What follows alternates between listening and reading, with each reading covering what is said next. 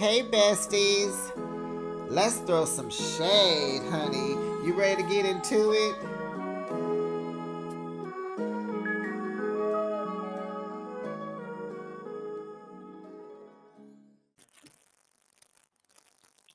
I've waited a few days before I did a review on the new movie Sinners.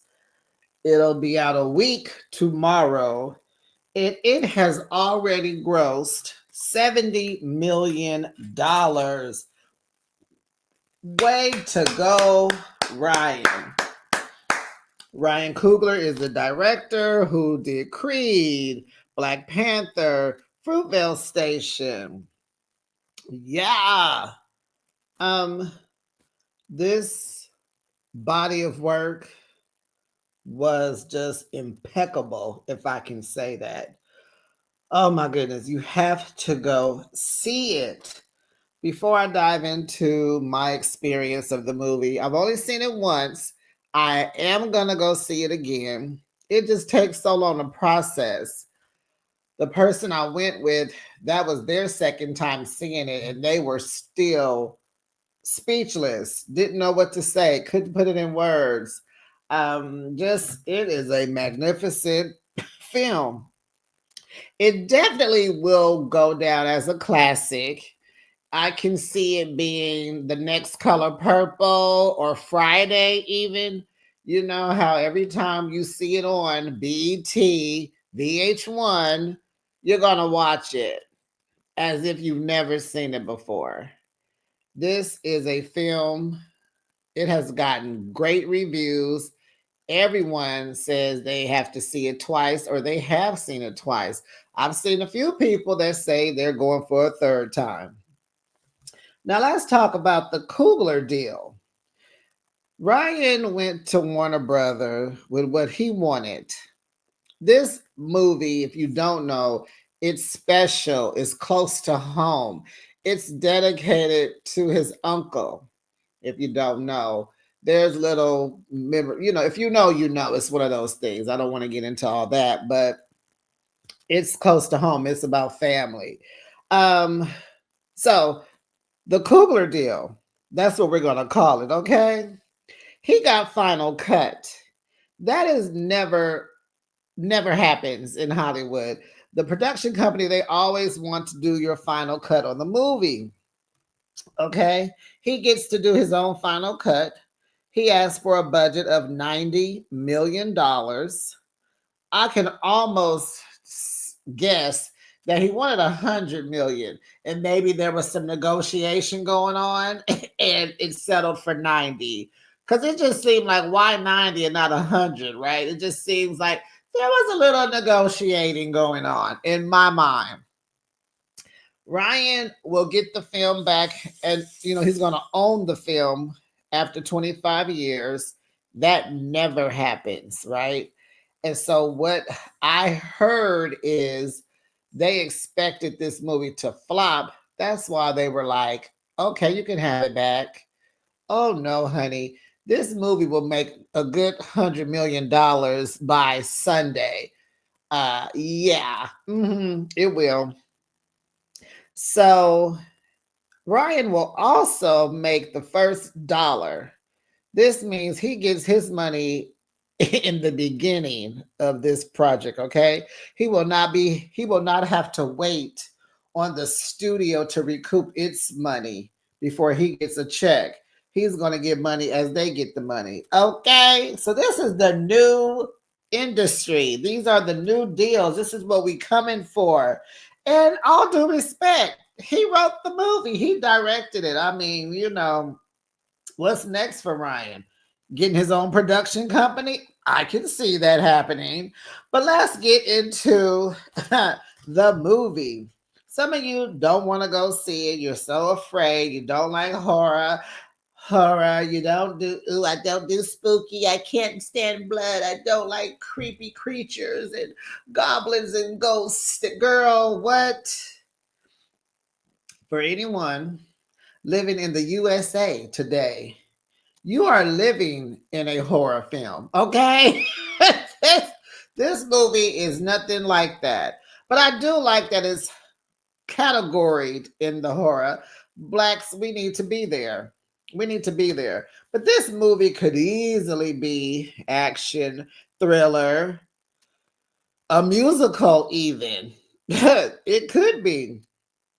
But yeah, it's definitely American history. Go see it. It's not scary.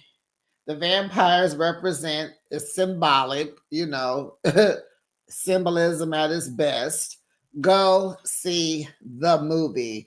There's nothing to be scared of. It is a good movie. It's funny, it's entertaining, many layers, many layers. Okay, so Sinners is set back in 1932.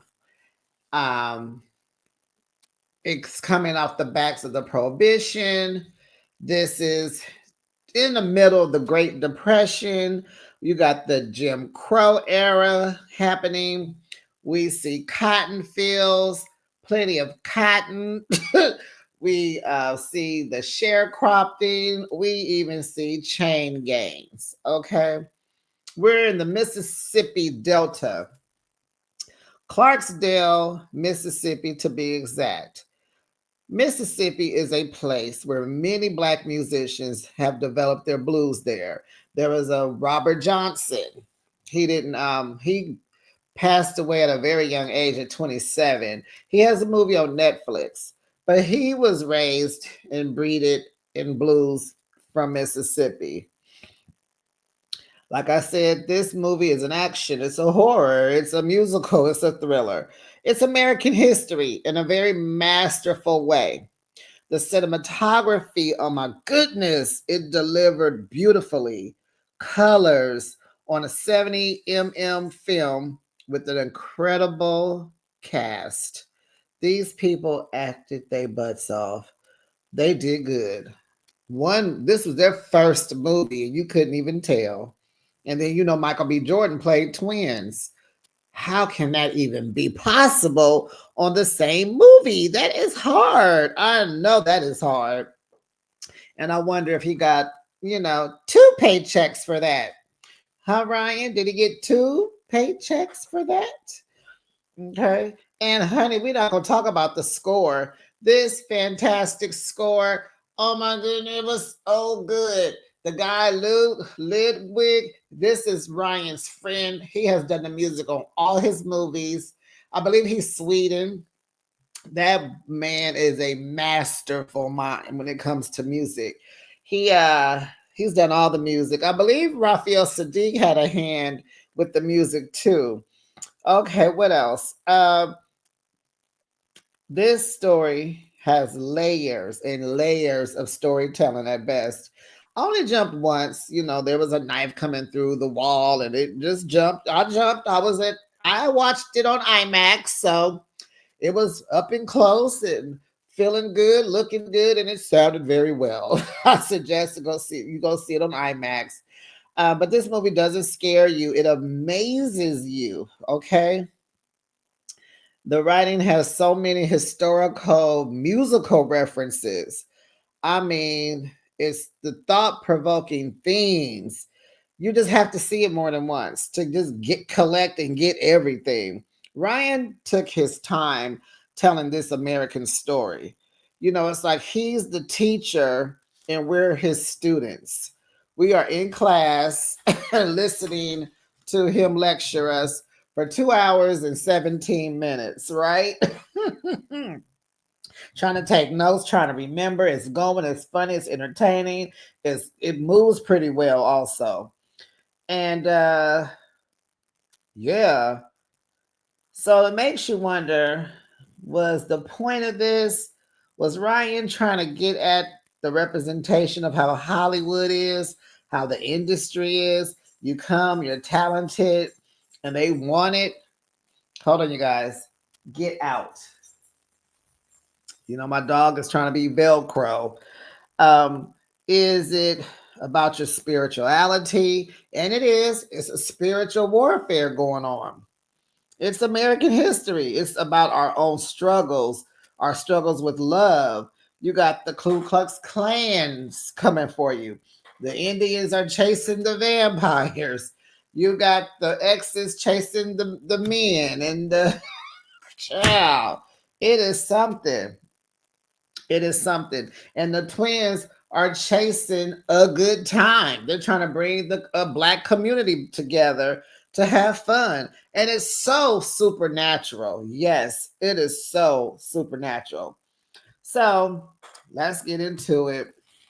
Now, ooh, it's just, let me go slow, child. Okay, so this is the story of two, twin brothers, and both played by Michael B. Jordan, Smoke, and the other one is Stack. They seem to be World War One veterans returning home from Chicago. This has nothing to do with war.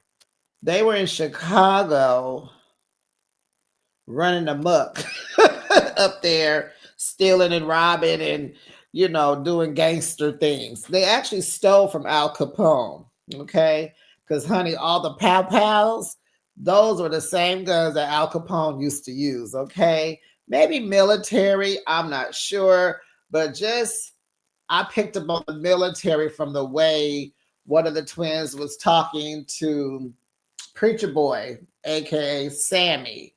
The way he gave him instructions, it really seemed disciplined, militant. Just, I said, do this, so do that. It was real like, okay, I see it. So they came back home to Mississippi, coming back from Chicago. They're popular. Everybody knows them, small town, I believe.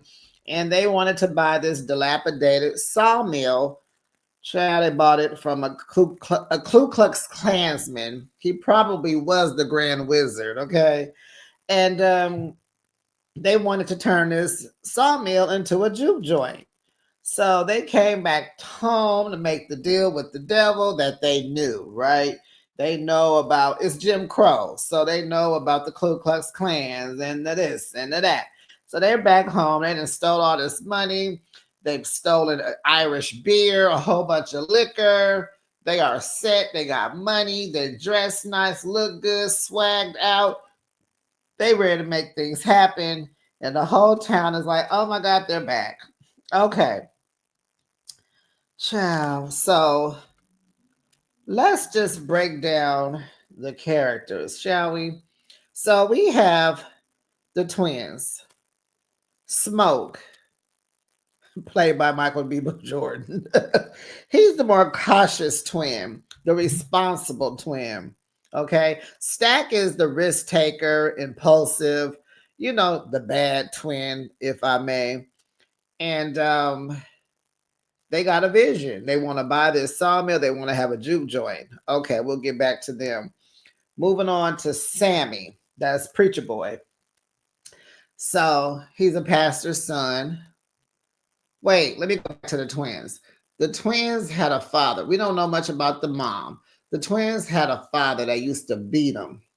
They ended up having to unalive him for freedom.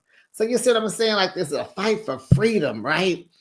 And so they had to do that. So Sammy's dad and their father, I believe, were brothers because they were cousins. And so Sammy, he loves playing the guitar. He's the blues guy, right? But he's a young guy. And in real life, did you guys know this guy, Miles Canton, is only 20 years old? He filmed this movie, he was 19. This was his first role. Have you heard his voice? Incredible, strong, old, established, trained. It is great. I can't believe that guy, that little boy, sounds like that. He is great, great singer. So he goes to the church. He all beat up. He got claw marks on his face, and he's going to his dad for refuge. Pops is like, he's the pastor. So he like, boy, you better come on up in this church, put that guitar down. Put that guitar down and, accept the Lord and come on in here and be a preacher. Blah, blah, blah. That's the position that he's in, right? But he has this passion to be a musician. Okay. So there's this other layer. He has to choose, Sammy has to choose between his passion and the position that he's in. So he got passion and position, right? So he links up with his cousins. I guess they came and got him from church. I don't know, whatever. So they're heading into town, and they like, you gonna come play with us at the juke joint? Yep. He got a passion. He wants to play. He wants to sing. So they go downtown, and we meet the Asian couple, Chinese, married husband, wife. They have, what were their names? Oh goodness, Grace. Her name was Grace. His name was Bo. Don't have their real names. Okay, so they did not know that Asians were around during those times. I had no clue. But they came from North China, and they settled right there on the Delta. So they owned two stores, right? One was on the black side of the street, and the other store was catered to the white people on the opposite side of the street. They ran both. Asians back then bridged the gap for segregation, and everything was fine as long as you stayed on your side of the street and the others stayed on their side of the street. Wasn't that something? We'll get to them. I'll get back to them. Do I want to finish up with them? So Grace, strong Asian lady, when the twins came to negotiate, because they wanted them to make the sign for the juke joint and bar 10, I guess.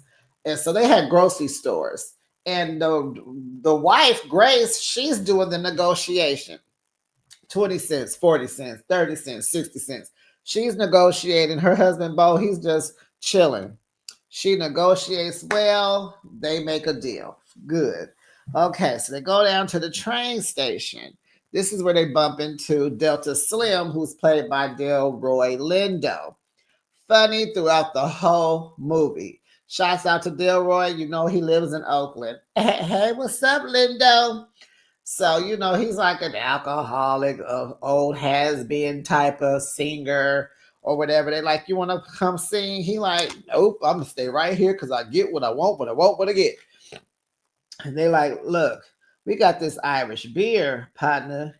What you thinking? What you thinking? And he like, let me see. I don't know. Let me taste it. So they get him. He down to come sing at the juke joint, right?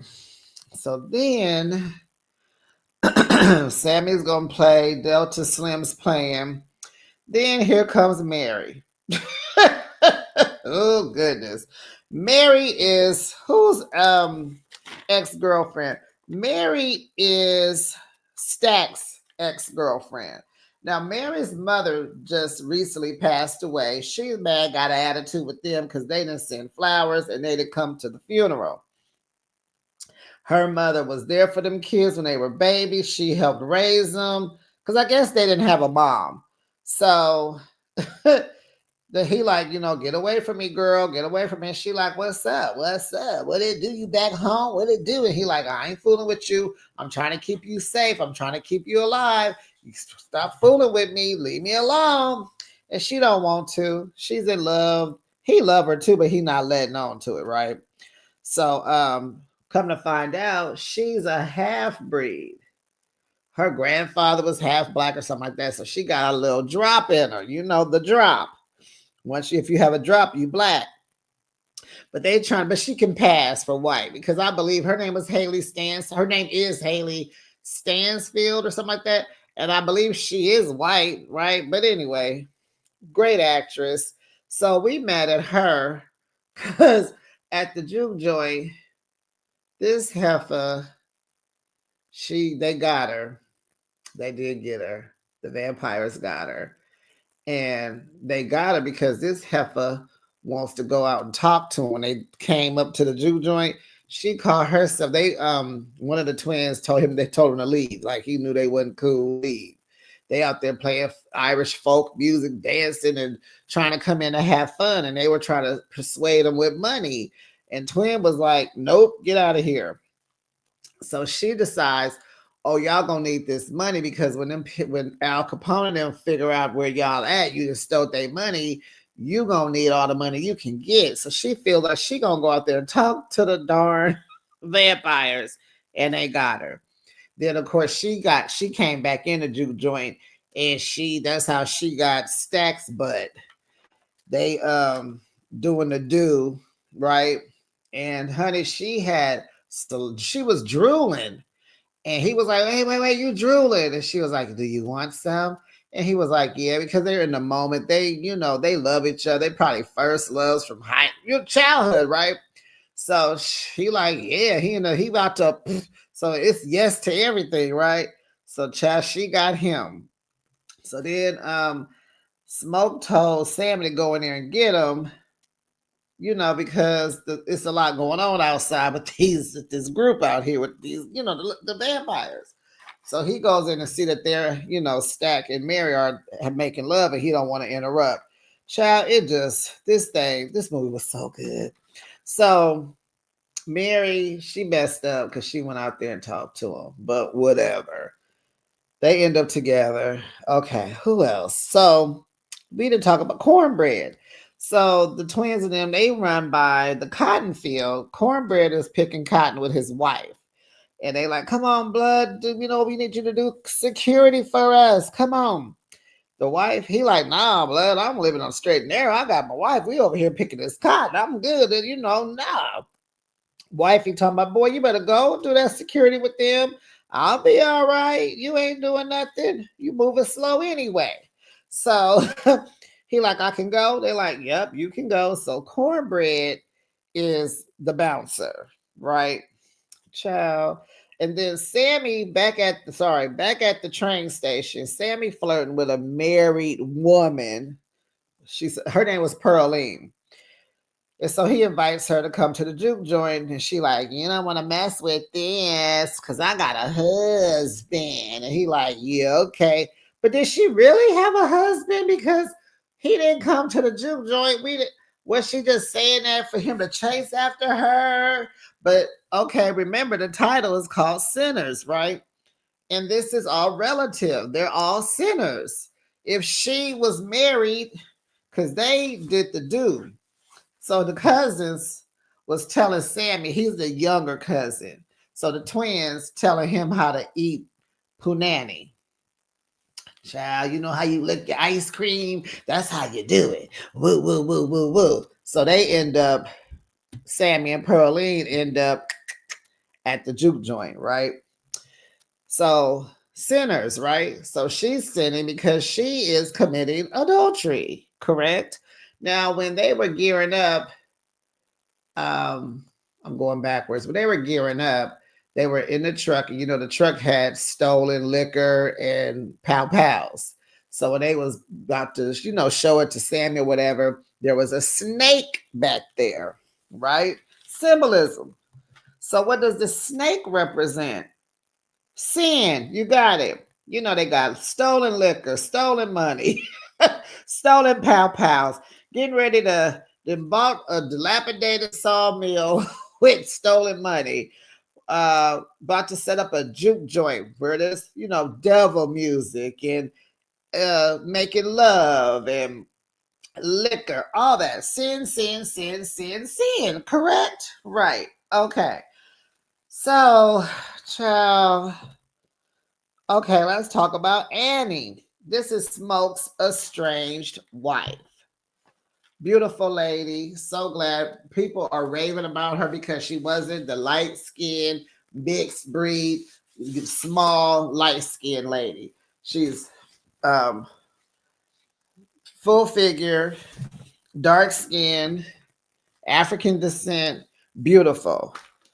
Okay, she's at the house. He comes by. She hasn't seen him in forever, right? Because they've been gone about 7, 8 months or whatever, right? And so she is a hoodoo lady. She's into hoodoo and the Hank talk and all this. She in there with her candles, her jars. She got garlic. She making this. She's talking about, I've been praying for you every day while you was gone. And they lost a child. The baby is buried. The daughter is buried outside. And there's symbolism where you can tell it was a baby. I think it was a rock that had a footprint or a handprint, something that said it was a baby out there, right? And it's like, oh, he went and kissed it or whatever. And so they're talking, and she's just like, she's just, You know, I ain't seen him in a minute. What's up? So they end up making love. Woo woo woo. And she comes to the shack, to the juke joint, and what was she doing? She cooked. She was cooking, so she came. Child. And that may be losing the kid, maybe why they separated, because maybe she was going through the motions and he was like, oh my goodness, and blah, blah, blah, blah, blah. So they made up, child. So on the other side of town, the sun is going down, right? So Remick is the vampire. So he runs to a home where a racist couple is there. They're racist because they're in the South and they had some KKK. A hood was in their house. It's dark in the house. So he's convincing them to let him in because they chase it. Actually, wait, Remick is on fire. He was set on fire, right? So he's convinced that these people then stole his wife, took his land, right? So they're like, okay, well, come on in. Okay, come on in. What? So the Indians come, honey. You talk about symbolism. The Indians come, they're chasing him, they're trying to get rid of him, right? But the sun is going down. So they can't mess with him for too long because vampires activate in the dark, right? So they go up to the house, they on their horses, and they try to tell the couple, Bert and Joan, don't he's not the man who he say he is. He's a very dangerous man. They like, we ain't trying to hear that. It's our brother. He our kind. He us. We him. He us. We gonna take care of him. Go about your business. And they like, okay, well, f around and find out. So, of course, while she's doing that, Remick is in there turning Bert inside out in the dark in the room. So he's a vampire. So the black community all comes together. It's a large turnout at the juke joint. Chow, Annie is cooking. The Asians are bartending. Cornbread is on the door. Chow. And then here come Mary. They allow her in for free because she got the one drop in her. They consider her family. Annie says she's family, let her in. So, honey, Sammy is playing his music, and there is they do Ryan was so awesome for this. So they're dancing in the shack, right?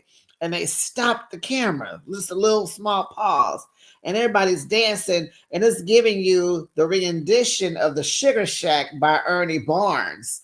You know, the picture you think of Good Times or the Marvin Gaye album, the Sugar Shack, y'all, Ernie Barnes from 1976.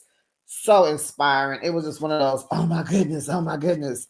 Then there's a part in the juke joint where they're dancing. And then, honey, the music goes through all these different genres of music. First thing I saw was a red Kango representing who? LL Cool J. And they're showing you all the different, from past to present, all the phases of music. All the music is blending throughout time. African drumming, the Asians, they had rock. You had twerking in the corner, child. Hip hop, a DJ, gospel, jazz, Irish folk, blues, soul, rhythm and blues, neo soul, child. It was going down. That was like everyone's favorite part of the movie. That was really awesome. So this is where all the drama happens, right? So the vampires, is three of them. Because it's Remick, Bert, and Joe. They show up. They want to come inside. They're trying to act like they're a trio folk band. They want to come in and play. They want to join in the fun. They hear the music because what happens? Music is the spirit that wakes up the dead. And it sounded so good, it tore the roof off the sucker. Did y'all peep that? The roof is on fire. We don't need no water. Let that burn, burn. And then here they come. So this masterpiece is about sin. It's not about vampires. It's about history, not horror. There's a thin line between living and the not living. Honey, that music woke them dead souls up, honey. That guitar, it stirred the spirit of the blues, where our ancestors have carried us through centuries and centuries of just the fight for freedom. It's the fight, it's their truth, right? Referred to as the devil music. You know, the church don't like nothing that ain't gospel. It's all devil music, you know, and then you got the elements of the hoodoo and the haint talk. And in this pit movie, hoodoo is like the savior. That girl was praying for her husband. You know, oh, it's so deep. You know, you just kind of go, is it history? Is it horror? Is it this? Is it that? It's just like you have to go see it. They're fighting. They show the trio, the folk trio band, the vampires, they show up. Smoke denies them because something is off, right? And plus, they didn't want no white folks. They didn't want white people. Remember, he told the person, the grand wizard that sold him the juke joint, don't you bring your peoples over here no more, don't, because we will get them. We will unalive everybody. So, oh, Cornbread goes outside because he has to relieve himself. He puts Delta Slim on the door. They get him from outside. It was a mess, child. But most importantly, the vampires want Sammy because Sammy is the talent. Okay? They want his blues. No, they don't want his blues. They want his rhythm, but not the blues, right? You've heard that saying before. But child, it was just so funny. So it goes on, it goes on. Then Grace, Grace is there outside or they're looking at him. So I don't know. Remick tells Grace, you know, he trying to get in her emotions. He tells her that they're gonna go unalive her daughter. So I guess Bo went outside to go get the car. That's when, you know, they wasn't sure what's going on. There was just a lot going on, right? And so Bo goes get the car because he's gonna go. They gotta go get their daughter. So he come back. Come on, honey. I got the car. They telling her, you better not go. You better not go. Do not go. Because Annie had did a ritual inside to see who inside was a vampire. Everybody checked out cool because I think Cornbread, Bo was outside, Cornbread, and anyway, oh, it was just so good. It's so good. So you know, it's just a battle of ritual versus religion. You know, it's just a whole bunch going on. So Bo comes back. Of course, they got him. They got Cornbread. So Bo's trying to get her to come outside. They're like, "Don't you go out there." So she get mad because the vampire told her that they gonna unalive her daughter. You know, so everybody's mad at Grace because she invited the vampires in because that's the only way they can come in your house. You have to invite them in, right? So he's playing on her emotions. So he even tells her in Mandarin that he knows how she likes to get her box ate out. He told her that in Mandarin. That was the funniest thing ever because they were all shocked that Remick, the vampire, knew how to speak Mandarin. This mess was funny. So they got under her. She was like, so she invited him in, like, come in, we gonna get you. It's like, oh no, Grace. So like Mary and Grace are at fault for all of this. Mary is at fault for going outside and bringing that vampire demon in the spirit, bringing, you know, because she was the vampire. She came in, spreading it to Smoke or Stacks. She was with Stack. So, child, they come in, they fighting. Mary, no, Grace, why did you do that? So they're fighting. Something happened. Go outside. Then something magical happens. Um, so how did it go? They're at the water now, and Remick, the vampire, baptizes Sammy. Because I think what happened, Sammy and Pearlie was doing it. Did they? Anyway, I guess they did. Anyway, okay. So of course, Smoke saved Sammy, and then he unalives Remick because that was like, what are you doing with my cousin? Right? We don't let nobody touch our family. So that's like outside. So that was like symbolizing baptism and battle, right? With the water and all that. And they say the devil was the fallen angel. He knew the Bible inside and out. So it's like, why is the vampire baptizing Sammy? Because he can. So it was just a mess. So Smoke takes care of Remick. So then the Ku Klux Klan show up. Child. So long story short, okay, so Annie told Smoke, if they get me, take a stake and gut me. She was like, just send me to the glory. Because she said, our daughter is waiting on me. I want to be with her. So she did get it when they came in, and he had to unalive her at her will. It was beautiful. So what ended up happening? Who was out there? So Smoke ends up, of course, he passes because he had to fight with the Ku Klux Klan. He got them, and then they got him, but he passed away after they did. So he goes and joins Annie and the baby. It was so beautiful. It was so beautiful, y'all. And so Sammy runs back to church because you know how they give you a piece of it and then take you back the day before it and you come back to that moment.